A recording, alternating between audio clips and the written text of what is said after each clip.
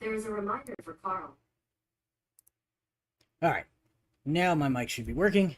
I don't know how it got reset to something that I don't use, but we should be live now. I'm going to be rolling out card 6.10 in my National Wrestling Commission universe. I'm going to need to do some bluegrass wrestling cards at some point in the future. I may roll those off camera, though. I may not stream those. But yeah, so we're going to be rolling up those cards. Let's go here and load them up.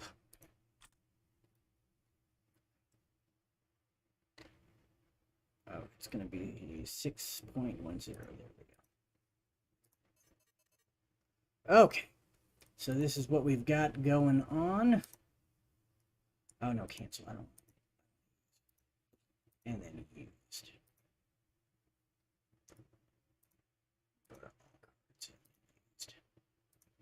Okay, so in our opener, we've got Black Sam. He's going to be taking on Aleksander Aberg. Then in women's action, we've got Nell Stewart versus Clara Mortenson. Then we've got tag team action with the fabulous Kangaroos with their manager Wild Red Berry taking on the Dusek Riot Squad with their manager Rudy Dusek. We go back to singles action. We've got Wild Bill Longson versus Chief Don Eagle. And we've got William Muldoon versus Danny McShain in a rematch for the NBBW World's Junior Heavyweight title. This is a rare situation where the NBBW Commission granted an immediate rematch to Danny McShain. And then in our main event of the evening, we've got Jim Londos defending his European heavyweight title against the French Angel Maurice Tillet. And that is what we've got going on tonight. So let's get into the action. Black Sam versus Aleksander Aberg in our opener. And we've got in the blue corner, weighing in at 186 pounds, standing 5 feet 10 inches tall from Rutland, Vermont. This is Black Sam. And Dave Little is joining us. Welcome, Dave. I hope all is well. I caught your stream from yesterday earlier today because I didn't catch it live. And in the red corner, standing 6 feet 1 inches tall and weighing in at 220 pounds from Kolga Manor, Estonia, this is Aleksander Aberg. And Aberg, a little bit taller, a little bit heavier, but Black Sam, certainly no slouch, so we'll see how these two play out. And it looks like Aberg wins the initiative roll, takes the opening lockup. He's got an overhead throw, and that's a power move, and that is going to work. And that overhead throw is going to daze Black Sam. Aberg with an Olympic lift, agility move, that is also going to work. They are tied in agility, so Aberg able to Olympic lift Black Sam. Sam is dazed as he slammed to the mat, but quickly back to his feet here. And once again, Aberg with an overhead throw. And once again, Black Sam able to get back to his feet fairly quickly. Not very affected by that throw. And Aberg now with an arm drag. And Black Sam dazed once again. And Aberg once again with the overhead throw. And this time, Black Sam not going with it. And he is able to shove Aberg away and take control of the fight. Sam lands a back knee trip on Aleksander Aberg. Aberg is down. He's not going to roll out of the ring. Black Sam with a cross buttocks throw on Aleksander Aberg. Aberg's hurt. And Sam moves in and locks in a leg lock. Aleksander Aberg able to kick him off and break the leg lock and take control of the fight. Aberg with a flying mare. This is a choice C maneuver. So it's going to be a level 3 flying mare that's going to work on 6 plus or minus agility, or a level 2 flying mare that's going to work on 6 plus or minus power. I think we're going to go for the agility. It's going to work on 5 or less. So a difficult move here to pull off, and Aberg is unable to do so. And now Black Sam going to try a flying mare of his own. This is a choice D maneuver. So this is going to be a level 2 move. It's going to work on 8 plus or minus agility, or a level 3 move, 8 plus or minus power. I think we're going to go with the agility as well. And so that's going to work on a 7 or less. And on a roll of 9, he can't connect with the flying mare either. Both of these guys missing flying mares. And Aleksander Aberg locks in a reverse body lock on Black Sam. And that takes him to the mat, and Aberg is quick to scramble to a cover.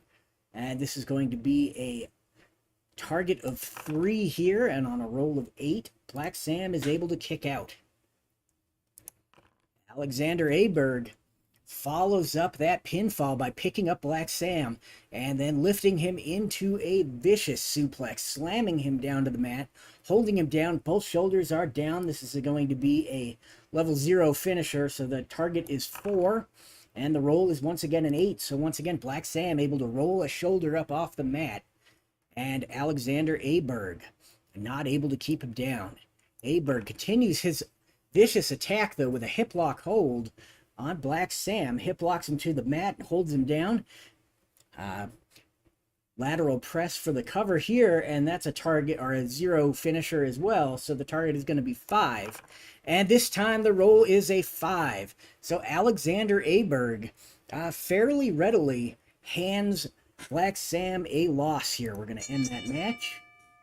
And yes, we're going to record it. And that was a win for Aberg and a loss for Black Sam. The match ended on a hip lock hold. Let's see. Sam had 3 fatigue, so that's about a 1.5 star match. That sounds about right. It wasn't fully a squash or anything. Here we go. We've got Sam with 3 fatigue. Aberg with no fatigue. So there we go. And we are back to our card screen. Our next match features the ladies. We've got Nell Stewart and Clara Mortenson. I'm going to tie up in the ring here. In the blue corner, weighing in at 142 pounds and standing 5 feet 4 inches tall, from Birmingham, Alabama, Nell Stewart. And her opponent in the red corner, weighing in at 154 pounds and standing 5 feet 6 inches tall, from Portland, Oregon, she is Clara Mortenson. And the two ladies meet in the center of the ring, and Nell Stewart wins the lockup and whips Mortenson around and rakes her nails down her back. And Mortenson is hurt. Stewart follows that up with a running elbow strike. This is a choice F maneuver. We're going to go for the power here. It's going to work on 7 or less. And on a roll of 5, it is successful. So that was a level 3 running elbow strike to Clara Mortenson. And that connects solidly. Mortenson is reeling. And now Nell Stewart catches Clara Mortenson with a big drop kick in the corner as Mortenson stumbled her way into the corner. This is a choice B maneuver. So it's either going to be turnbuckle, which I don't think we're going to do. Or, yeah, neither one of these options are good. So she's going to drop kick her into the turnbuckle and then try to follow up. And Mortenson, quick to turn the tides in the turnbuckle here. And now Mortenson is in control. And Mortenson grabs Nell Stewart by the head and chokes her on the ropes near the turnbuckle here. And Stewart is down. She's not going to roll out of the ring. And maybe she should have, as Mortenson picks her up over the shoulders here and spins her around with an airplane spin. This is a +1 finisher, so we're going to get a target of 3. And the roll is a 6, so Nell Stewart able to withstand the airplane spin as Mortenson dumps her onto the mat and continues her attack, standing over her, grabbing the arm and applying a reverse hammerlock. And Stewart is hurt here as Mortenson transitions from the hammerlock to a head scissors. Mortenson still down on, Stewart still down on the mat. And Mortenson picks her up, hoists her over the shoulders again, and spins her into an airplane spin. This time, instead of trying to submit her, she just spins her around, slams her to the mat, and goes for a cover. This is a +1 finisher, so it will be a target of 4, and with a roll of 9, Nell Stewart is once again able to kick out. Clara Mortenson continues the attack. Choice G body splash here. Choice G. We've got it going on. It's going to be either a turnbuckle, if she's got a B, or it's going to be a level 3 move that's going to work on power, 7 or better. So I think we're going to go for the level 3 move, 7 or better here. And with a roll of 9, the body splash misses. Nell Stewart able to move out of the way. And Stewart takes control of the match with a roll through single leg crab on Clara Mortenson. Clara Mortenson is hurt here as she applies pressure on that crab. They both get up, though, as Mortenson reaches the ropes near the corner. Nell Stewart drop kicks her back into the corner here and moves in to try to take control. And once again, Clara Mortenson knows her way around the turnbuckle. She's able to turn the tides and spin Stewart into the turnbuckle. And Nell Stewart is in trouble as Clara Mortenson grabs a headlock in the corner and throws her out. Oop. That should have been a level 2 defense. And Nell Stewart is hurt here. Stewart in trouble as Mortenson grabs her up. And an atomic drop. This is a choice F maneuver. So it's level 2 move on 6 plus or minus agility, level 3 move on 6 plus or minus power. Her power is a 0, so I think that's what we're going to go with here. So 6 or less, and with a roll of 5, she's successful. So that atomic drop sends shivers down the spine of Nell Stewart, and Stewart is hurt. Clara Mortenson grabs Stewart by the back of the head, drags her over to the ropes, and begins choking her against the ropes here. And Nell Stewart hurt again as Mortenson grabs the hair of Nell Stewart and pulls her to the mat off the ropes. And Nell Stewart able to roll through once she hits the mat and is back on her feet. And she grabs the legs of Nell Stewart, tripping her to the mat, and delivers a slingshot on Clara Mortenson. Mortenson, though, able to land on all fours and is quick to get back to her feet. She's back to her feet, grabs Nell Stewart, and pushes her into the ropes. And Mortenson delivers a couple of quick blows to the gut against the ropes and is in control now. He applies a head scissors on Nell Stewart, and Stewart can't go anywhere. This may be a choke, but the referee isn't calling it like that. Stewart has got nowhere to go. She might have to submit here. Target is going to be 4, and the roll is a 9. So Nell Stewart finally able to bridge out of those head scissors. But Mortenson firmly in control here. She's going to attempt that body splash again. This didn't work out well for her last time. Turnbuckle chart is what she's going to do this time. So she's going to whip her into the turnbuckle and attempt that body splash. And it works this time. Mortenson connects with that body splash in the turnbuckle. And Stewart in trouble as Mortenson gonna pillar to poster here to try another body splash. And Nell Stewart turns it around and is whipping Mortenson into the turnbuckle here. And Mortenson blasts off the turnbuckle and kind of stumbles forward. Nell Stewart once again grabs both legs and tries to slingshot Mortenson out of the turnbuckle here. And Mortenson once again not really doing it. She grabs the bottom rope, not going anywhere. Mortenson is back to her feet, and Stewart's back to her feet, and Mortenson with a back heel trip on Nell Stewart. That's going to drives Stewart to the ground, but Stewart is able to get back up. And Mortenson grabs the hair, pulls her back down. And she's back to her feet anyway, though. And Mortenson, still holding the hair, pulls her down a second time. Stewart she hits the mat again. But Mortenson still in control here. She transitions from grabbing from a handful of hair back to the head scissors. And Stewart in trouble here. She kicks her way out of the head scissors.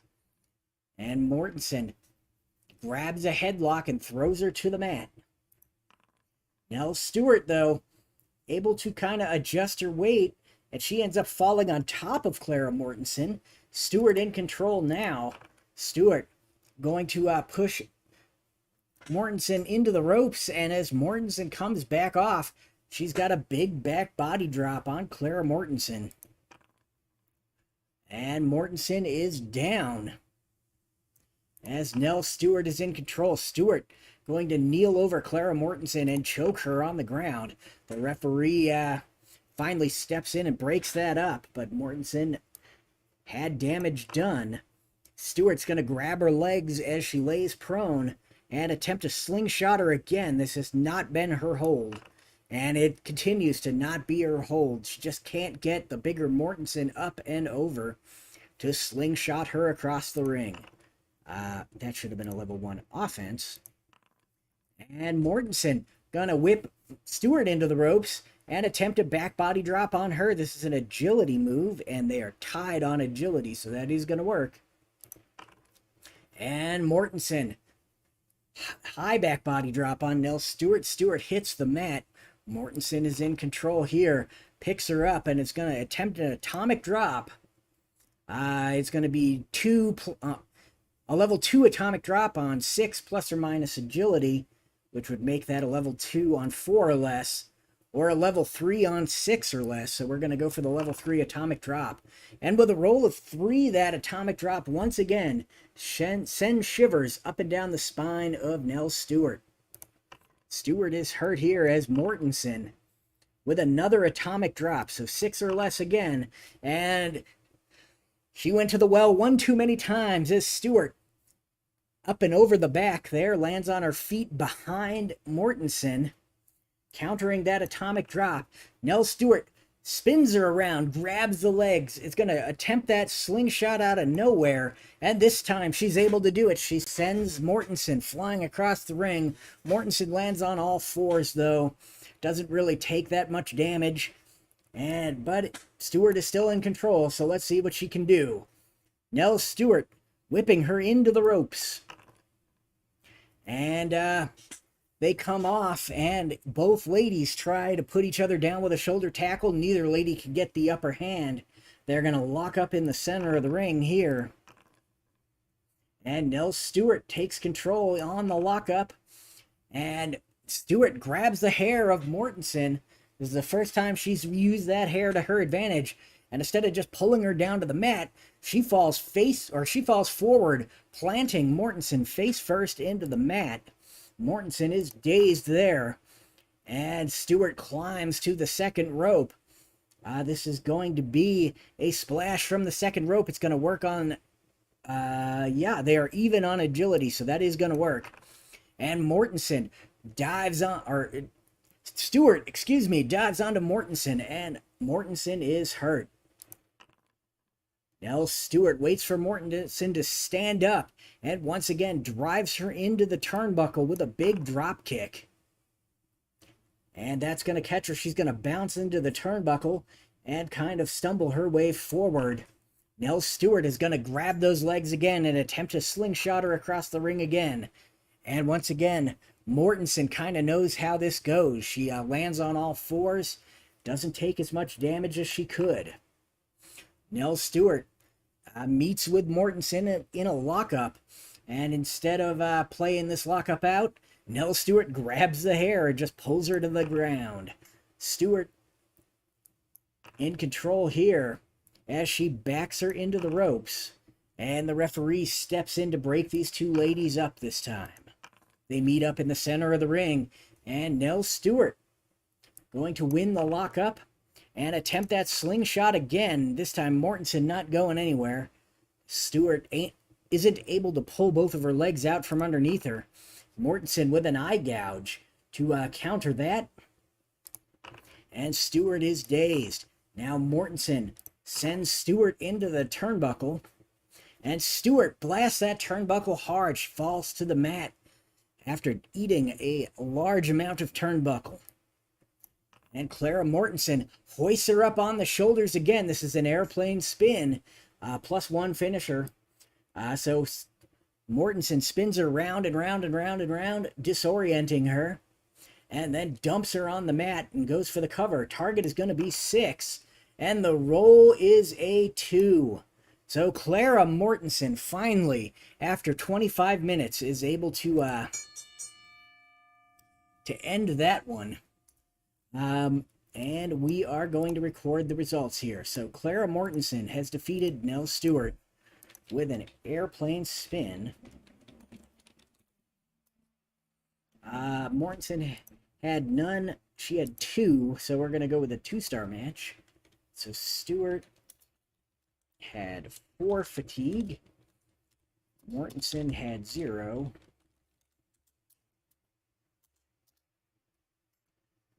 And that is the end of that one. So our next match is a tag team match between the Wild Kangaroos, or the Fabulous Kangaroos with the Wild Red Berry,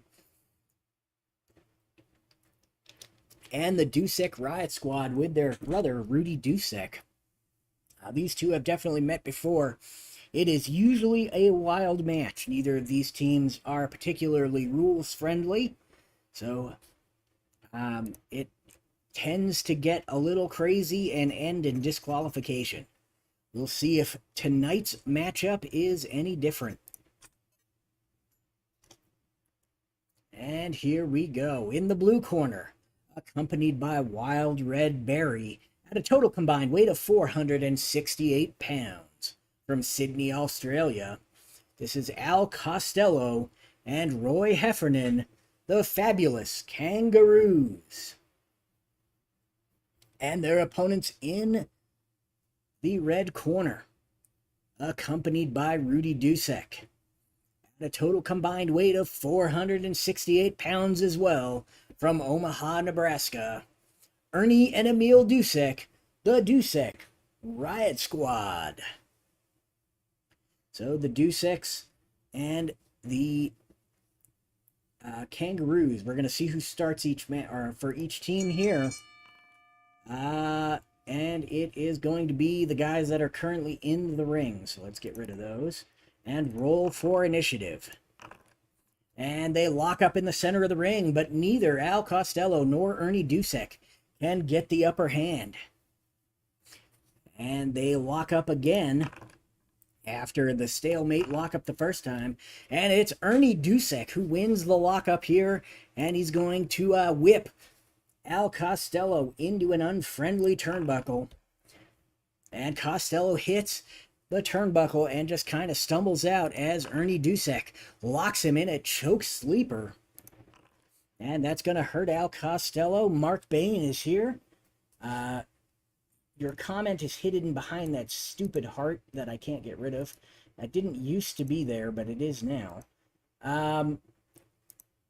It looks like it says, nice, you added match time. Yeah, I added match time to this. It's a nice little feature, I think. And Al Costello is hurt by that choke sleeper.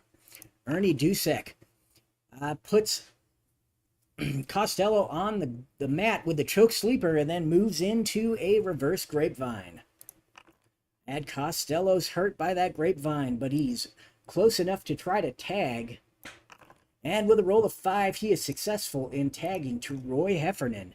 And Heffernan comes in and breaks his partner out of the reverse grapevine, and then applies a hammerlock, or tries to apply a hammerlock on Ernie Dusek, but Ernie Dusek able to kind of outpower Roy Heffernan and takes control of the match.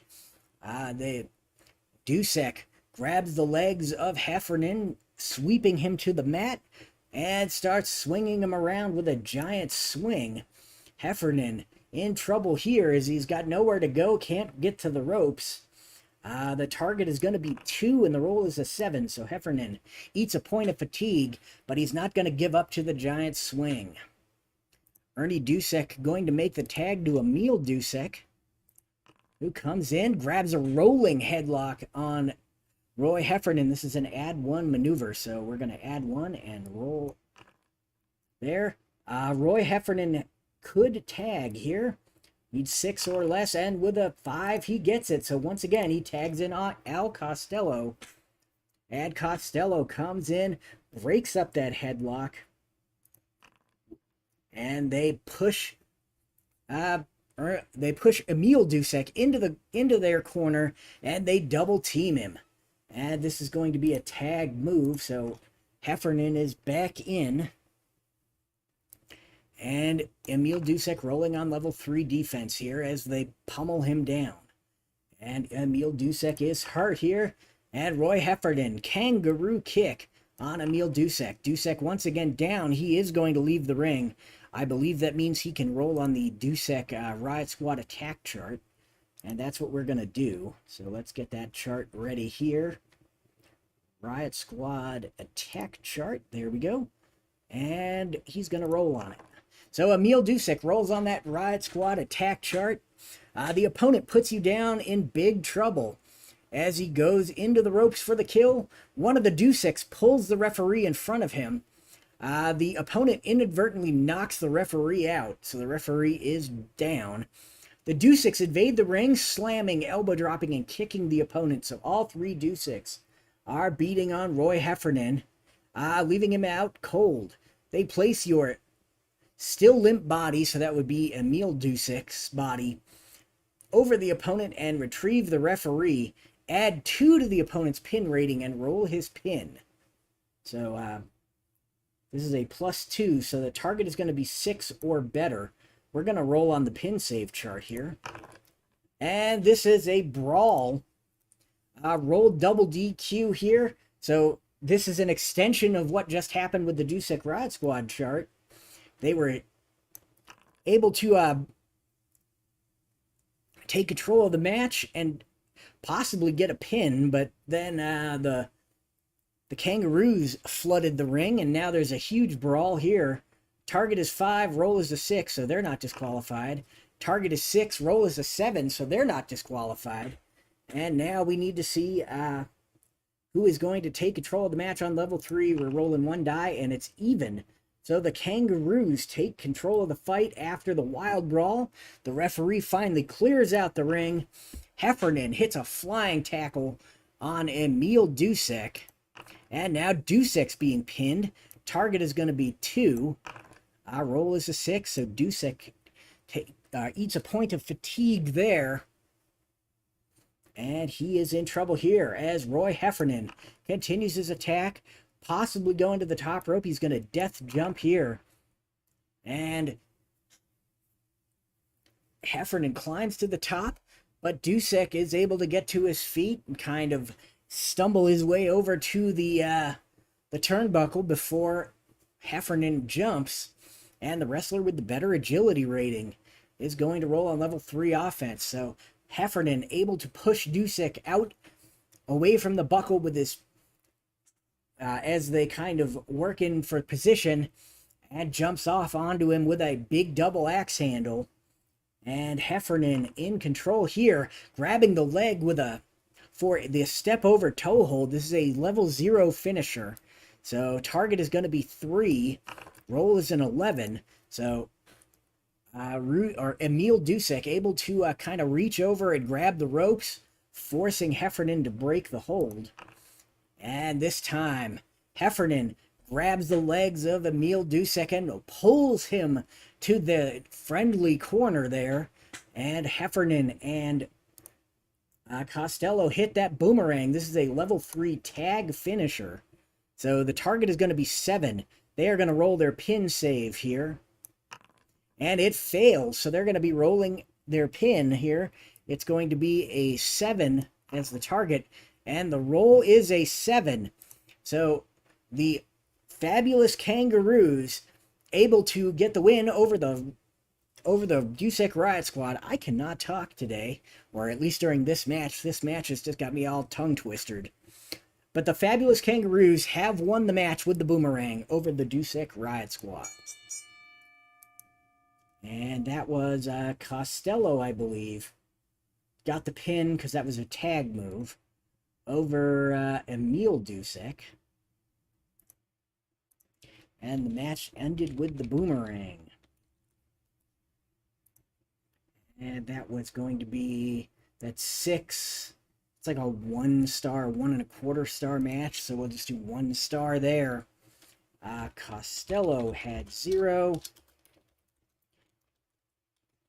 Heffernan had 3.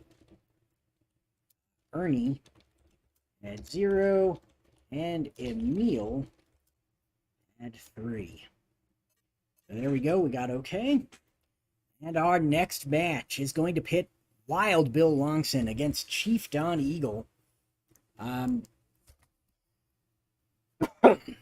Wild Bill Longson and Don Eagle going at one another.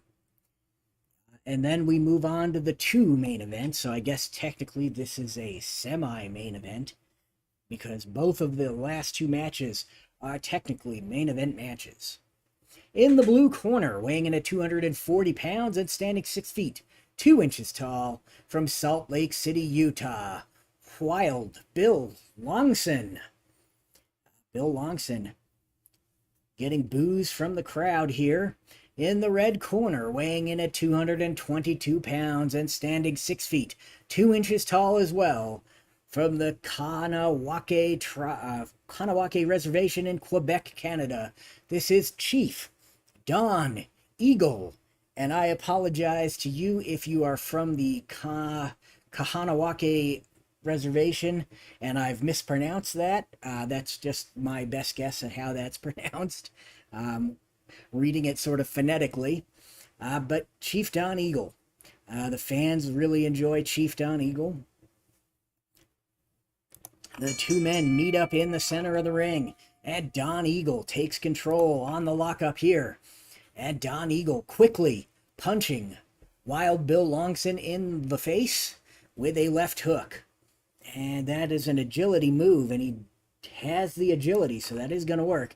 And that left hook is going to catch Wild Bill Longson square in the jaw and put him down on the mat.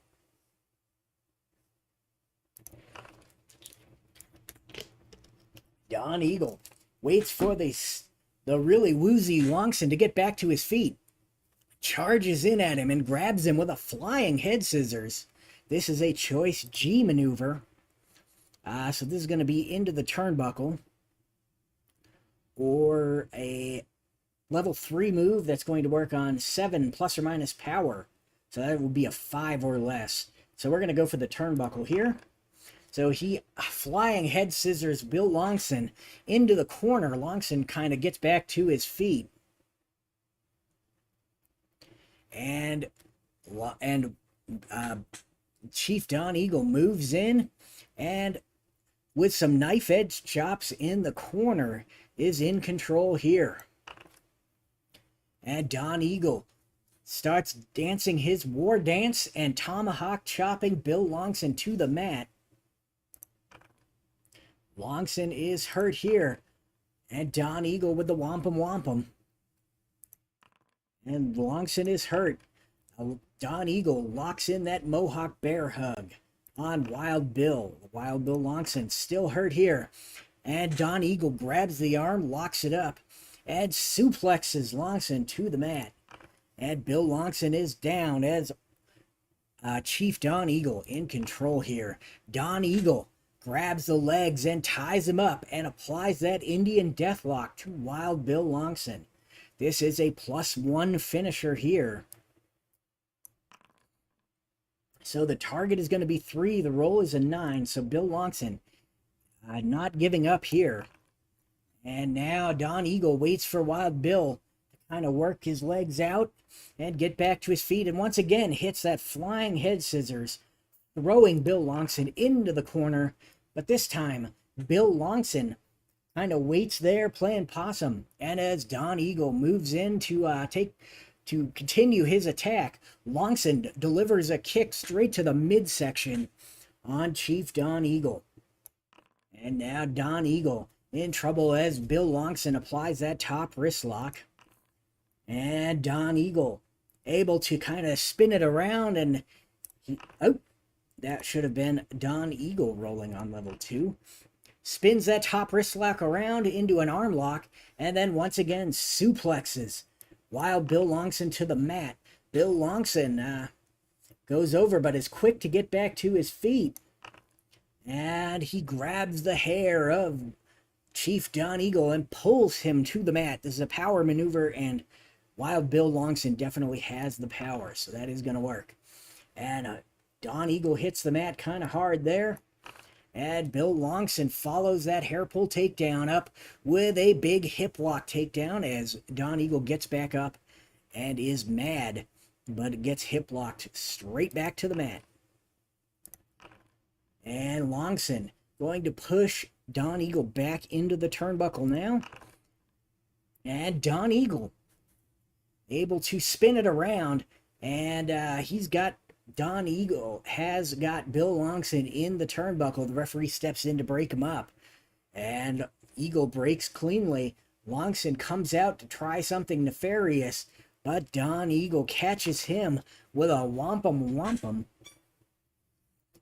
And Bill Longson is hurt here. And once again, backing Longson into the turnbuckle. And he backs him in and then lays into him with some knee lifts in the corner. And as Longson stumbles out after that series of knee lifts, Don Eagle blasts him with a jumping tomahawk chop, putting Longson on the mat, and then he goes for the cover. This is a level 0 finisher, so the target is going to be 3. The roll is an 8. So Longson able to kick out, but Don Eagle in charge of the match now. Eagle with a lacrosse body block here on Wild Bill, and that is going to put him back down onto the mat, shoulders down. Oh, ignore that. That was I should have been rolling his pin here. The target is 4. The roll is a 3. So Don Eagle with the lacrosse body block has quickly pinned Wild Bill Longson. So Don Eagle has defeated Bill Longson here. The lacrosse body block pinfall. Let's see, that was a 1.5 star roughly. And Longson has 3 fatigue. And Don Eagle has 0 fatigue. It seems like one side always ends up with 0 fatigue tonight. And that's going to do it for this one. And we move on to the first of our 2 main events. This is a title match, a title rematch, as it were. Last month, William Muldoon faced off against Danny McShain. Muldoon was defending his NBBW World's Junior Heavyweight title against Danny McShain, and he was able to win the match in kind of a dubious way by countout. And McShain protested. McShain protested all the way up to the NBBW sort of council of executives or whatever they want to be called. I don't even know at this point. The NBBW is surprisingly hands-off with wrestling these days, but McShain was able to get a meeting with them, was able to get a hearing, and was able to get a rematch. So William Muldoon was forced to defend his title 2 months in a row. Usually the champions they defend every 4 months, so 3 times a year. But the NBBW council said, no, that's not going to work for us, and Muldoon is forced to defend again against Danny McShain 2 months in a row. And the title is at stake here. In the blue corner, weighing in at 195 pounds, standing 5 feet 10 inches tall, and hailing from Belfast, New York. He is the NBBW World's Junior Heavyweight Champion, William Muldoon. And the challenger in the red corner, weighing in at 205 pounds and standing 5 feet 11 inches tall, from Little Rock, Arkansas, Dangerous Danny McShain. And McShain and Muldoon meet up in the center of the ring, and McShain wins the lockup. McShane's going to back Muldoon into the turnbuckle here. And McShain going to town on the face of William Muldoon with punches in the corner. And McShain trying to end this quickly. He's got that octopus leg breaker. The target is going to be 2 as it's a level 0 finisher here. And the roll is a 5. So he does not get a fatigue the first time he would add a fatigue. So we'll just remove that. So from now on out, from here on out, he will earn fatigue normally. McShain pulls him back from the ropes and continues to apply that octopus leg breaker. This is going to be a level 2 or a level 0 finisher, so the target is once again 2. And the roll is a 7, but he earns a fatigue there. And Dangerous Danny McShain still in control here. Picks him up, drags him into the corner, and just slams him into the turnbuckle over and over again. Muldoon is hurt. Dangerous Danny McShain going to send him into the ropes. And Muldoon returns, and McShain puts him down with a back elbow. And now Dangerous Danny McShain kicks him straight in the midsection, a level C move. So it's going to be 3 on 6 plus or minus agility, which I don't think we're going to try because that's on a 4 or less. Or a level 2 on 6 plus or minus power. I think we'll go for that one. So level 2 kick to the midsection here. And McShain attempts to kick him in the midsection. And Muldoon catches it. Muldoon grabs him and shoulder throws him to the mat. McShain is dazed by that shoulder throw, but is able to get back to his feet fairly quickly. And Muldoon grabs him with a hip lock throw as soon as McShain gets back to his feet. And that's a power move, so that is going to work. And that's going to put McShain back down. McShain is hurt. And Muldoon scoops him up with a body slam. And plants him on the mat. And Muldoon going to send McShain into the ropes here. And the two are pressed up against the ropes, battling for control. The referee steps in and breaks these two battlers up and sends them to the center of the ring where they lock up again. And William Muldoon takes control. William Muldoon once again tries to scoop up Danny McShain and body slam him to the mat. And he just can't get McShain up. McShain able to fight him off. And McShain grabs a hammerlock and applies it here. William Muldoon in trouble now. McShain applies pressure on that hammerlock. Muldoon is hurt. McShain rides that hammerlock all the way to the mat and spins around to the head of William Muldoon and applies a figure 4 head scissors on William Muldoon. Muldoon able to kick out of that one. Just kind of popping his head right out and is in control now as he scoops McShain up again, trying to slam him down to the mat, and he's more successful this time. And now Muldoon with a flying head mare on Danny McShain. McShain is hurt by that mare. And Muldoon backs him into the turnbuckle. And Muldoon, using some boxing skills that he learned from John L. Sullivan, the famous boxing champion, to deliver some strikes in the corner to Dangerous Danny McShain. And McShain is hurt here as Muldoon continues his assault with a side salto. And McShain able to kind of keep this from being very effective. And he grabs a side headlock out of the side salto. And McShain in control now. Muldoon is dazed by that headlock as McShain backs him into the turnbuckle. And Muldoon able to spin it around and once again deliver some strikes before the referee is able to step in and break it up. But Muldoon is now in control with a hammerlock and half Nelson. He takes Danny McShain to the mat. That's a +1 or an add 1 maneuver. So we're going to add 1 and roll on level 3. And McShain is down, and this is the double star, so I believe he could attempt to blade himself here. And if he is successful, he'll draw blood, but his finishers go up by by 1 level, essentially.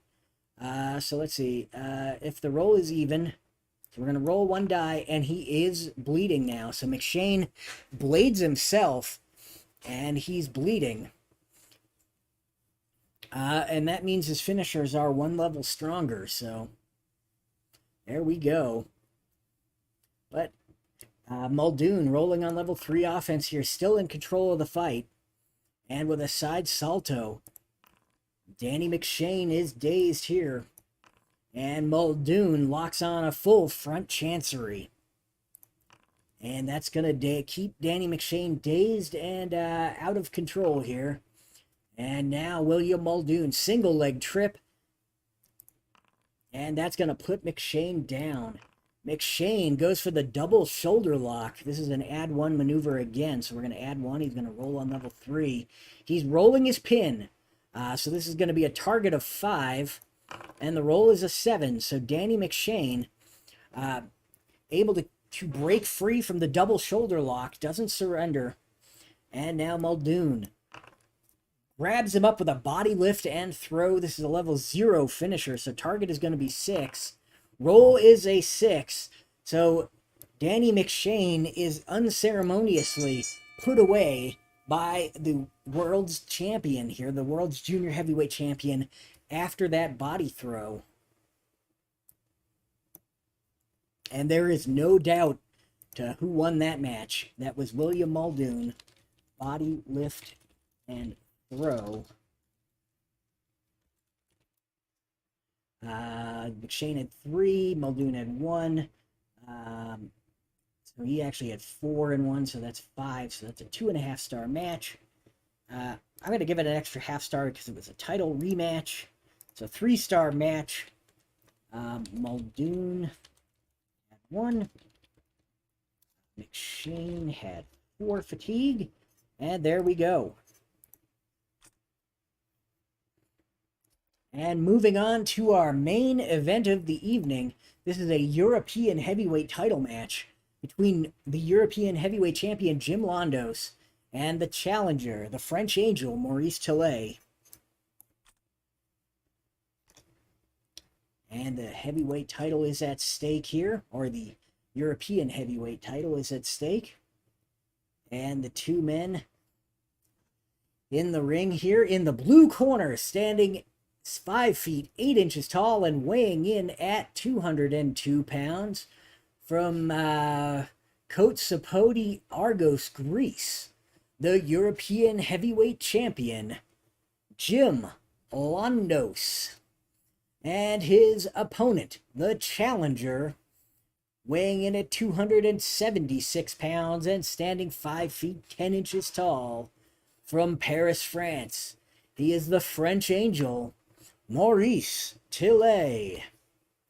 And the two men meet in the center of the ring, and Londos, superior technical ability, able to win the lockup here. Front chancery takedown going to work on is a power move and is not going to work. The French Angel, definitely the more powerful of the two. He's just able to shove Londos off after Londos grabs that front chancery. And now Tillet in control, choking Londos to the mat. Londos in trouble here. Londos able to pry the hands off of his throat, though, and kind of power his way back to his feet. And Londos once again grabs that front chancery, but he's not able to get anything done, as once again Maurice Tillet just kind of throws him to the mat. And Maurice Tillet forearm hammers Jim Londos. Londos is in trouble here. That is definitely going to work here, as Maurice Tillet has the power advantage. Londos is hurt. Maurice Tillet moves in and bites the forehead of Jim Londos. Londos able to keep his forehead away from Maurice Tillet, though, as Londos takes control of the match here, grabbing an armbar and grinding it to the mat here on the French Angel, Maurice Tillet. And the French Angel is hurt by that grinding arm bar as he's still got control of the arm as Londos launches in with some rabbit punches. But the French Angel able to grab the hair of Jim Londos and pull him to the mat, breaking the arm bar and allowing the French Angel, Maurice Tillet, to take control of the match. Tillet nails Londos with a knee lift. This is a choice A maneuver, so he's either going to back him into the ropes or it's going to be a level 2 move that's going to work on 7 plus or minus power. I think that's what we're going to do here, so that's going to be 8 or less. And on a roll of 8, he is successful. So he just clubs Londos with a knee lift.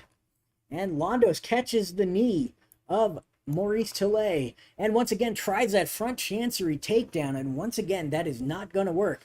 Tillet just too big and strong for that. Tillet pushes him back and takes control of the match. Once again, with the forearm hammers to the back of Jim Londos, catching him and hurting him. And Tillet follows up those forearm hammers with some menacing palm strikes on Jim Londos. That's going to hurt Londos as they catch solidly. And now Maurice Tillet scoops Londos up and body slams him to the mat. He's attempting a pin. This is going to be target of 1, so there's no way this will work. But we're going to roll it anyway and then add the fatigue. And Maurice Tillet in control here. Tillet going to throw Londos out of the ring. And Londos is unlucky here as Maurice Tillet comes out of the ring, much to the referee's chagrin here. And Tillet just going to keep beating on Jim Londos. The referee warning Tillet, but he won't stop. So the referee is possibly going to disqualify him. That doesn't happen. So Tillet just kind of ignores the referee. The referee is finally able to get control, though. Tillet kind of scoots Londos back into the ring and is in control of the match here with a big headbutt on Jim Londos. Londos is down. Londos not going to leave the ring. And he's going to take another headbutt from Maurice Tillet. Londos just cannot handle those headbutts as that leaves Londos down on the mat. I'm actually going to see if Londos is busted open by that headbutt. Let's roll a die. We'll say on rolls of 5 or 6, he's busted open. On a roll of 4, he is not busted open by that headbutt. And Maurice Tillet grabs Jim Londos, the champion, and squeezes him tight with the bear hug. That's a level 2 finisher, so the target is going to be 4, and the roll is a 12. So Londos punches his way out of that one. And he eats a point of fatigue. Maurice Tillet still on the attack, though, with that big, fearsome headbutt. And that, once again, going to put him down. He is going to roll out of the ring this time, though. And once again, Tillet going to follow him out of the ring. Going to keep on beating him, so Londos doesn't even get a breather. He's going to roll his DQ here. And on a roll of 2, he is disqualified. I'm going to roll twice since this is a chart situation and not like a card situation. And it doesn't matter. He's disqualified either way. So that's going to do it. So Jim Londos maintains the title through DQ here. And here we go. We're going to record that. So Londos beat Tillet via DQ. And I'm going to say that was a dud. Londos had 2 fatigue. Tillet had no fatigue. Tillet was looking very, very strong in that matchup. And that may necessitate a rematch at some point down the road for the French Angel. In the European heavyweight title.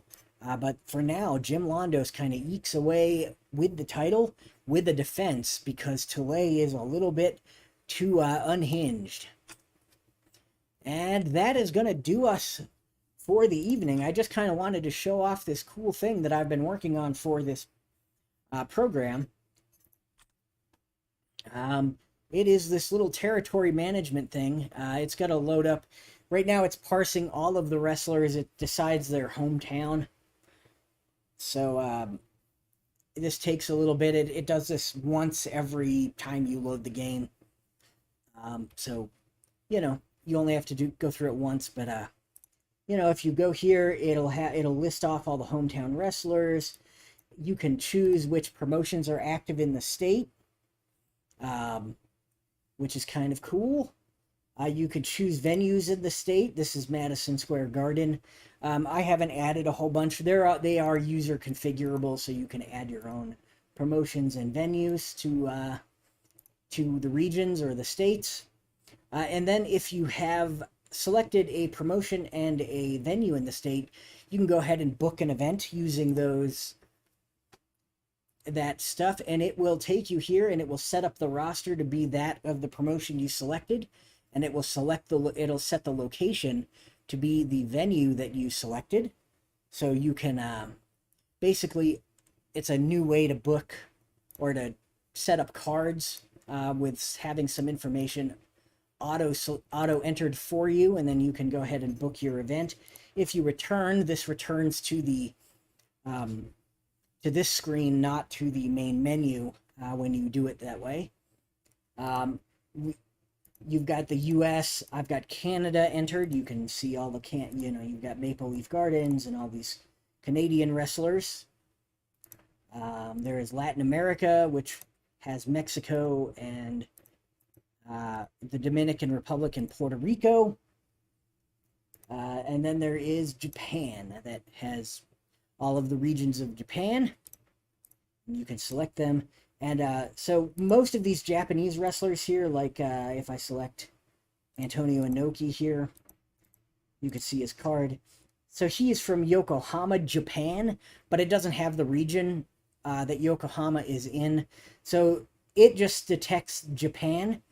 And so basically you can, no matter where you are, Antonio Inoki is considered a hometown wrestler all throughout Japan. If you went ahead and edited him to add in the region to his hometown string, it would detect where he is, where he's from, and add him there instead of all of Japan. But yeah, that's just a cool little thing I'm working on. It's pretty nice. I enjoy it. It adds a level of sort of immersion. Right now, if you're a Champions player, it does not exist for you. So if you're using the Champions of the Galaxy theme, you cannot do the territory mode or the territory management or region management. I'm not sure what I'm going to end up calling it. Probably more than likely it's going to be region management. So yeah, it is only available in the Legends theme. Just because trying to do the region of the entire universe is a little too much, so I did not do that.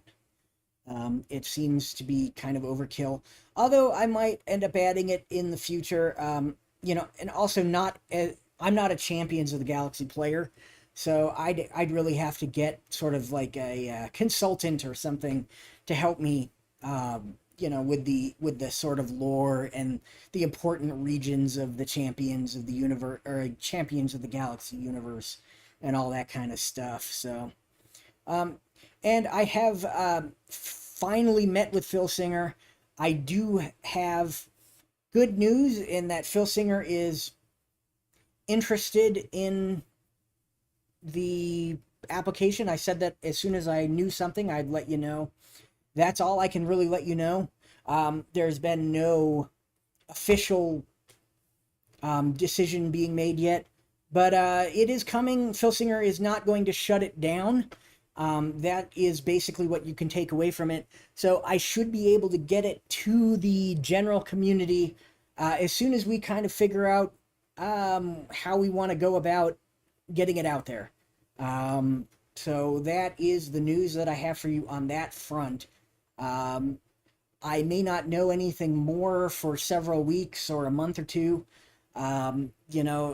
Talking with Phil Singer, especially around Galacticon time, things are slow. Things, they've got other things on their plate. We've got set releases that are imminent. We've got a big multi-day convention that's imminent. People are traveling to this convention. So, I mean, give it some time, but that's the news that I've got for people on that end. I have talked with representatives at Phil Singer. They are not opposed to the application and are intrigued by it and want to talk with me more about it. So that's good news. And so it doesn't look like it's going to be shut down. And so it looks like you guys will get to use this at some point in the foreseeable future. So can't really say anything more than that. And yeah. Dave Little is headed down on Friday to the Galacticon and Tragos Thez Hall of Fame induction. Awesome. I'll be there virtually. I don't do traveling very well. I'm not. I am on the spectrum, and I'm not a big people person. I don't like gatherings of people. It triggers me. I just can't do it very well. So yeah, I probably will never be a live attendee. I mean, never say never, but there's not a very good chance of that. But I'll be there virtually because I can do that from my house, and I don't feel virtually. I don't feel the same discomfort and irritation about being I guess it's an overstimulation issue. From the spectrum stuff, being around a lot of people, just I can't do it. I don't have anxiety. It's not social anxiety. It just I get overstimulated and I become irritable and kind of grouchy. So yeah, I'm just not good in crowds of people. So, but yeah, I will be there. I'll be there virtually. And so if you hop on virtually, I will be there. I guess I'm going to be hosting some of the virtual tournaments. So if you're involved in some of the virtual tournaments, you might end up in my bracket, and in which case I will see you and run your matches. Anyway, so that's all for me for this week. Thank you for joining us, and I will see you all at the tournament or at the virtual con next weekend. And y'all take care. And if you're traveling to get there to the in-person event, be safe and